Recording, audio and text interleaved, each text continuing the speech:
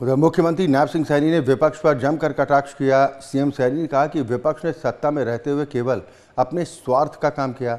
उन्होंने कहा कि हमारी सरकार ने हरियाणा में नौकरी देने का काम किया, वहीं हरियाणा में विपक्ष का भर्ती रोको गैंग गरीबों को नौकरी नहीं देना चाहता और केंद्र और राज्य में दोनों जगह विपक्ष केवल अपने बच्चों को एडजस्ट करने में जुटा हुआ है। उन्होंने कहा कि विपक्ष के नेता कहते हैं कि हरियाणा में उनकी सरकार आई तो गैस सिलेंडर 500 रुपये कर देंगे, लेकिन जब कांग्रेस की सरकार थी तो गरीबों को गैस का सिलेंडर तक नहीं मिलता था। उन्होंने आगे कहा कि कांग्रेस पार्टी से परेशान कुछ लोग बीजेपी से जुड़ गए हैं और कुछ कांग्रेस छोड़कर बीजेपी में आने की तैयारी में। लोकसभा चुनाव के नतीजों में तीसरी बार भी कांग्रेस 3 डिजिट की संख्या पार नहीं कर पाई। या तो मुख्यमंत्री नायब सिंह सैनी की तरफ से विपक्षियों की भूमिका पर जमकर सवाल खड़े किए गए। खासतौर पर कांग्रेस पर उन्होंने जोरदार निशाना साधा। मुख्यमंत्री नायब सिंह सैनी ने कांग्रेस पर तंज कसते हुए कहा कि कांग्रेस को सिर्फ अपने परिवार के लोगों की चिंता होती है।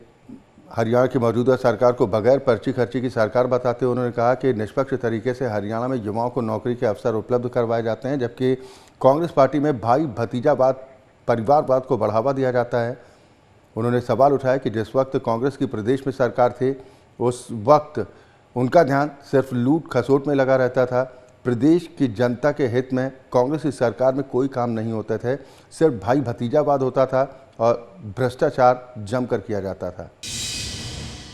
मनोहर लाल जी ने निर्णय कर लिया कि हम ऐसे परिवारों को चिन्हित करके कि जिनके घर में एक भी नौकरी नहीं लगी और वो गरीब परिवार है, उस परिवार को हम 5 अंक ग्रेस मार्क के दे करके उस घर में नौकरी देने का काम करेंगे। ये निर्णय ये हमारी सरकार ने कर लिया। निर्णय तो कर लिया, कांग्रेस का पेट खराब हो गया।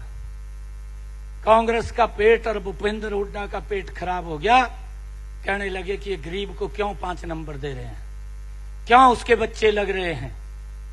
कांग्रेस की एक भर्ती रोको गैंग है, वो भर्ती रोको गैंग वो कोर्ट में जाकर के खड़ी हो गई और कोर्ट में जाकर के हमने उस का मजबूती से सामना किया। एक जज ने तो हमारे हाई कोर्ट के उसको सारे निर्णय को सुना और सुनकर के कहने लगा कि भाई ये सरकार ने अच्छा निर्णय किया है, मैं इसकी प्रशंसा करता हूं।